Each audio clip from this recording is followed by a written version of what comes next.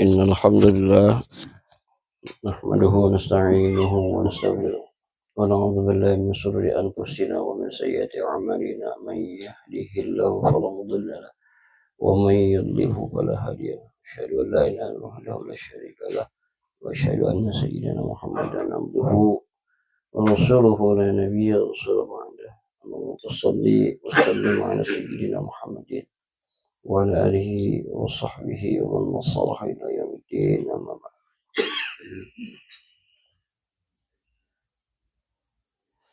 Bismillahirrahmanirrahim. Dasar-dasar pengetahuan umum ibadah dengan judul Melawan Ego. Bagian 2. Maka perlu kita ketahui, mendalami kerohanian sering diibaratkan dengan menyelami samudra. Kenapa demikian? Sebab kita semua hidup di tepi laut. Indah memang, dengan hamparan pasir, debur ombak, dan pohon kelapanya. Tapi pusaka paling berharga tidak ada di situ. Jika ingin menemukan mutiara, ribuan biota, taman karang beraneka warna, dan spesies ikan yang indah dan berbiji tinggi, kita harus menyelam. Di sanalah semua itu hidup dan berada. Semua ini tidak terlihat oleh mata biasa. Kita harus menyelam. Bagi kita yang pergi ke laut, tapi sedikit yang mau basah, konon lagi yang mau menyelam. Banyak kita sebagai manusia yang memilih beragama, tapi sedikit yang mau bersusah payah untuk merasakan kedalaman dari esensi agama.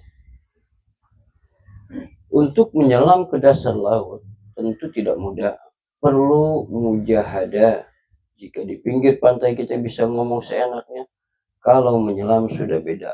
Napas harus kita latih, mulut harus kita tutup, mulut harus ditutup, kita harus bergerak pelan dari satu kedalaman ke kedalaman berikutnya. Tidak bisa langsung ke dasar, bisa meledak paru-paru kita, bisa gila kita. Zikir itu banyak tingkatan. Maqamat spiritual sangat beragam. Wadah harus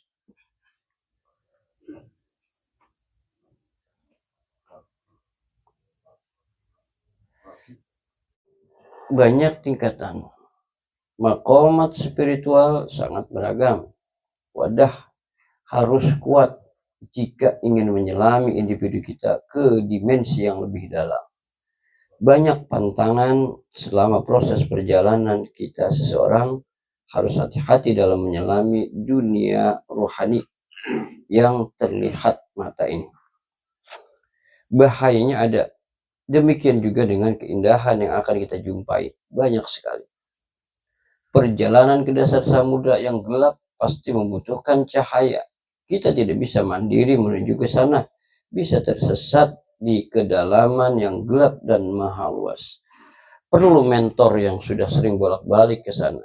Perlu perlengkapan yang mendukung kita untuk mudah mencapai tujuan kita. Semua ini dalam bahasa seperti spiritual disebut wasilah. Jika beruntung, kita akan mendapatkan mutiara dan aneka perbendaharaan tersembunyi lainnya. Sesuatu yang akan membuat kita kaya raya. Kita akan merasakan aneka vibrasi yang maha tinggi. Kita akan memiliki perspektif yang lebih sempurna. Kita akan menjadi manusia yang berbeda. Di kedalaman individu kita inilah tersimpan berjumpa yang maha tersembunyi. Dia sebenarnya ada bersama kita kemanapun kita pergi, tapi kita harus menyelaminya untuk bisa berjumpa. Maka perlulah kita ketahui, ego ini sampai kapanpun akan tetap melawan dan tidak mau dilatih agar mencapai tahap pencerahan. Atas alasan inilah, di semua agama sedikit sekali penganutnya yang serius menapaki jalan spiritual secara khusus. Dari sekian banyak pengikut Buddha, segelintir saja yang serius mengikuti jalan Buddha secara serius sebagaimana yang telah dijalankan Buddha dan terbukti mendapat pencerahan. Mereka hanya kaum sedikit yang kita kenal sebagai biksu. Pengamal Kristen dan Yahudi pun begitu, tidak terkecuali Islam. Hanya sedikit sekali yang mau dengan sungguh-sungguh melawan individunya. Kita sebagai manusia dengan berbagai alasan akan menolak thariqat yang pada hakikatnya ego kita sebagai manusia ini sendiri yang menolak dan mengajak kita sebagai manusia untuk tidak berubah. Jika di alam roh seluruh kita sebagai manusia ini mengenal Allah, maka setelah tinggal di alam dunia, tugas utama kita hanya satu, yaitu bagaimana cara kita bisa kembali kepada Allah Subhanahu wa taala dengan selamat sebagaimana ruh kita di dalam ruh terdahulu. Maka thariqat atau thariqatullah adalah metodologi bagaimana cara ruhani kita bisa kembali ke alam kediaman kita berasal, kembali ke hadirat Allah Subhanahu wa taala. Senantiasa kita bersamanya. Inilah hakikat kebahagiaan kita sebagai manusia. Karena ruhani tidak terikat oleh jasad, bisa masuk ke dimensi lain tanpa merusak jasad kita. Lalu kenapa kita harus menunggu individu kita?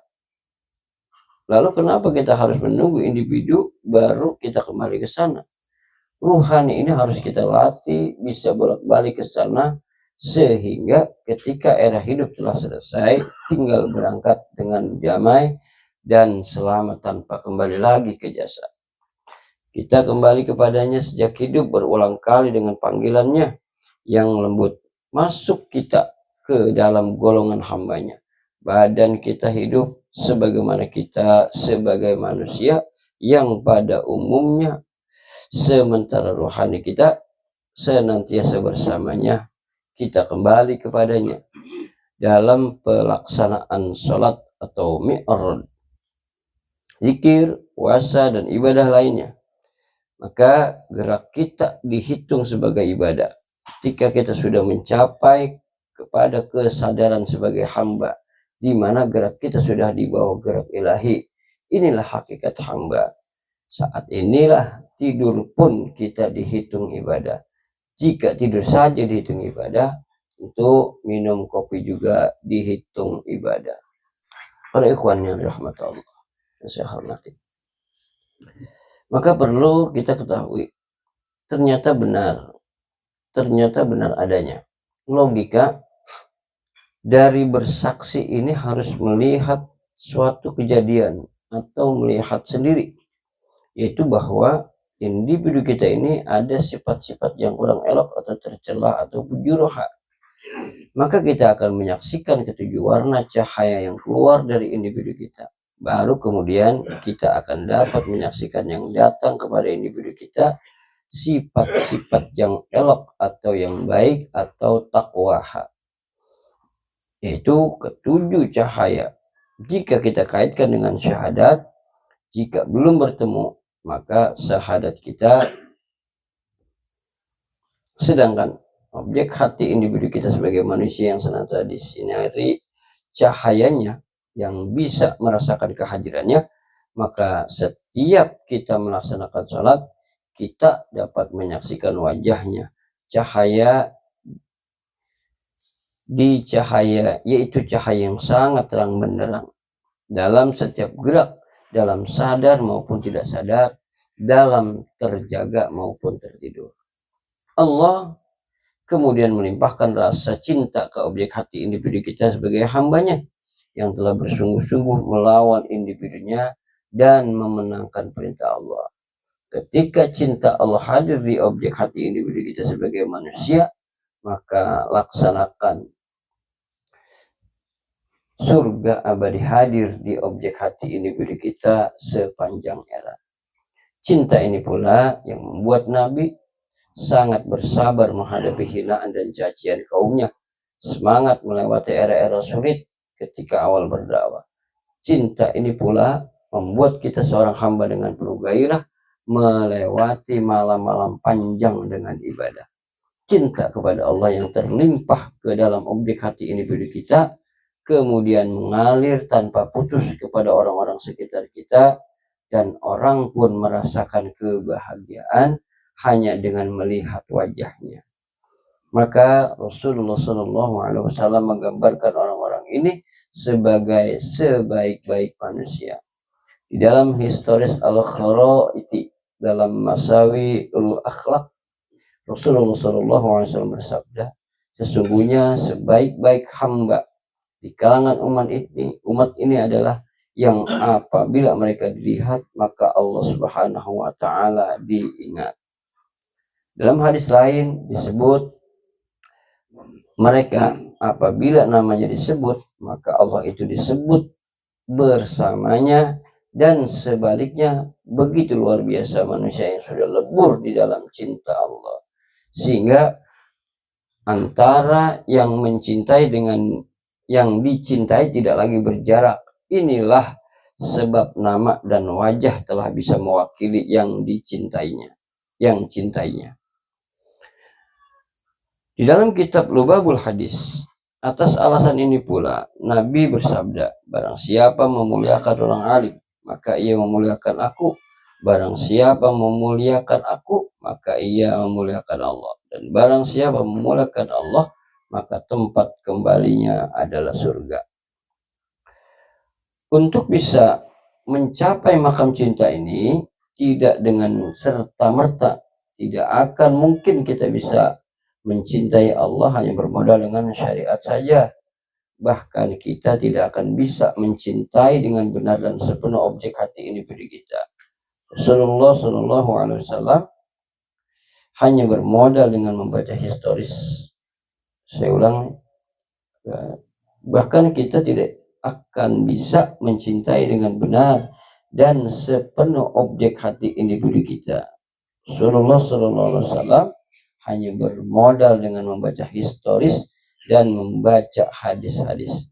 Dengan membaca historis dan membaca hadis-hadis, beliau cinta tidak akan bisa diwakili oleh kata-kata, dan syarat untuk mencintai adalah mengenal.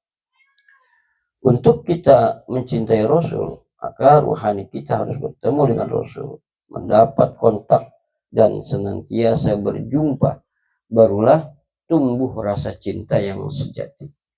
Ibarat kita sebagai manusia, ketika kecil tidak akan pernah muncul rasa cinta kepada lawan jenis sampai akil balik, dan cinta atau rasa suka ini muncul dengan sendirinya.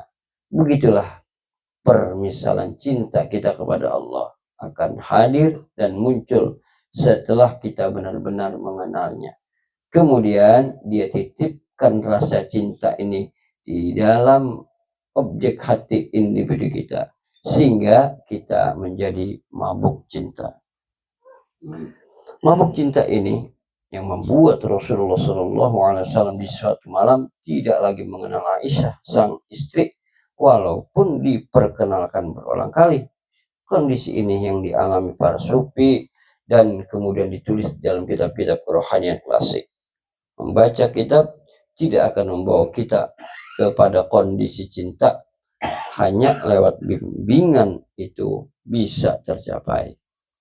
Rabi'atul Adawiyah adalah orang pertama yang mengemukakan konsep mahabbah atau cinta dalam hubungan manusia dengan Allah.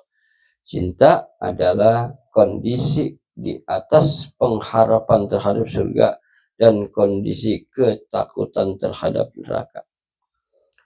Tuhanku, tenggelamkan aku dalam cintamu, hingga tak ada satupun yang menggangguku dalam jumpamu.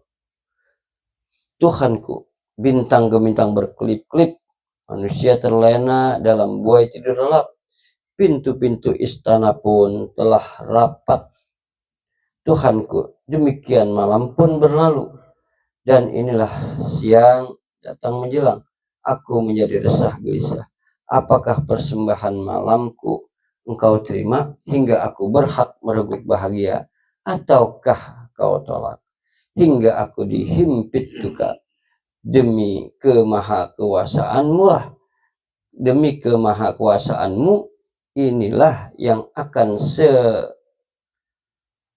selalu kulakukan selama kau beri aku kehidupan demi kemanusiaanmu. Andai kau usir aku dari pintumu, aku tak akan pergi berlalu, karena cintaku padamu sepenuh kolbu. Robiah tidak lagi mencari apapun selain yang ia cintai, yaitu Tuhannya. Ya Allah, apapun yang akan Engkau karuniakan kepadaku di dunia ini, berikanlah kepada musuh-musuhmu, dan apapun yang akan Engkau karuniakan kepadaku di akhirat nanti, berikanlah kepada sahabat-sahabatmu, karena Engkau sendiri cukuplah bagiku. Maka ketika sudah sampai ke tahap cinta, aturan-aturan tidak lagi mempengaruhinya. Dia sudah tidak lagi termotivasi oleh apapun, baik reward maupun punishment, karena ini semua sudah dilewatinya. Dia tidak lagi menghitung amalan, karena semuanya sudah diserahkan kepada kekasihnya. Kondisi ini yang membuat Mansur Al-Halad berucap, hidup dan mati sama bagiku. Kehidupan dan kematian pun tidak lagi mempengaruhi seorang pencinta, apalagi hanya sekedar sakit. Kondisi inilah yang menggambarkan betapa luar biasa Nabi Ayub yang tidak pernah meminta kesembuhan atas sakitnya, sampai Allah sendiri berkenan mengangkat penyakit dari tubuhnya. Maka akan aneh jika ada tuduhan kepada para ikhwan Majelis Mudzakarah meninggalkan syariat atau melanggar syariat. Bagaimana dia mau melanggar aturan? Sangka kasih kita seorang yang berada dalam tahap awal memang melihat dengan getaran hitam pada musik. Kita seseorang yang berada dalam tahap awal memang melihat dengan hitam putih atau salah benar, karena kita yang fokus kepada hukum akan sibuk melihat kesalahan-kesalahan, lalai dengan pelanggaran-pelanggaran yang terjadi di luar individu kita, sampai kita memasuki thariqat, baru kita sibuk membenahi individu kita. Maka satu hal yang menarik di kalangan thariqat ini adalah kita yang jarang sekali membicarakan kebaikan-kebaikan kita sendiri, tapi menceritakan keburukan yang pernah dilakukan ketika kita sebelum bertobat atau menekuni thariqat. Kita dengan linangan air mata menceritakan bagaimana kita sangat kasar kepada ibu kita, juga dengan penuh penyesalan selama ini sering menyusahkan orang dalam segala bentuk. Maka kita yang thariqat ini mempunyai ciri sibuk memperbaiki individu kita sendiri dan berusaha menghiasi individu kita dengan kebaikan-kebaikan. Kita yang menekuni thariqat adalah kita yang memulai perjalanan dengan taubat, kemudian berjuang melawan individu kita sendiri sampai kita mengenal Allah, dan kemudian sampai kita kepada maqam mahabbah, cinta kepada Allah. Cinta ini yang membuat kita fana kepada Allah, hilang individu kita bersama kemahabesaran Allah Subhanahu wa taala, bersama dengan kekasih dalam segala dimensi di segala alam, dari dunia sampai ke akhirat. Demikian artikel tentang melawan ego. Kita cukupkan di sini dulu. Mudah-mudahan di lain kesempatan akan kita lanjutkan, bisa dengan judul yang sama atau judul yang berbeda. Semoga bermanfaat. Penutup, mulai awal tahun 2025, Resepi Akademik akan rutin mengadakan training untuk berbagai institusi para ikhwan Majelis Mudzakarah guna memahami ini secara mendalam. Di dalamnya diperkaya dengan metode zikir, meditasi, self hipnosis atau relaksasi untuk menyelami individu kita sehingga terhubung dengan berbagai kekuatan bawah sadar. Training ini menyatukan paradigma sains modern dengan berbagai filosofi spiritual dan praktek-praktek mendasar yang telah diperkenalkan oleh orang-orang bijak di sepanjang era. Salah satu training ini bernama spiritual leadership. Melalui ini, para ikhwan majlis mudzakarah difasilitasi untuk mengenal individu sampai pada level kuantum cahaya. Selanjutnya juga dibahas cara memprogram takdir sukses pada level spiritual beserta teknik positive immersion dan inspired action untuk mencapainya. Melalui training ini, Majlis Mudzakarah membuktikan agama ini saintifik sekaligus spiritual. Agama adalah metode untuk mensinkronkan level material dari wujud dengan level-level yang lebih imanen dalam individu kita. Agama bisa mentransformasi hidup menjadi lebih baik dan membawa kita lebih dekat dengan Tuhan, dengan alam, dan kita sebagai manusia. Agama adalah metodologi untuk mencapai sukses dan bahagia. Agama adalah metodologi untuk meningkatkan prestasi dan kinerja. Maka pelajarilah metode pelaksana sholat yang mampu mencapai level menyenangkan dan membahagiakan kita. Karena tidak ada yang lebih membahagiakan selain dengan cara mengingat atau berjumpa Allah. Guru-guru yang arif biasanya masih mewarisi metode-metode praktis dari Rasulullah SAW, Imam Ali alaihissalam, sahabat, dan wali-wali Allah lainnya yang ahli dalam urusan mengingat Allah. Melalui kekuatan jiwa, metode-metode ini diajarkan dalam kurikulum pengetahuan iluminatif. Kemampuan ini atau kerohanian atau dalam prakteknya disebut thariqat di Banten pada awalnya cukup kaya dengan sistem pembelajaran ini. Selamat mencari. Wassallallahu ala sayyidina Muhammadin wa ala alihi tahirin. Walhamdulillahirabbil alamin. Assalamualaikum warahmatullahi wabarakatuh.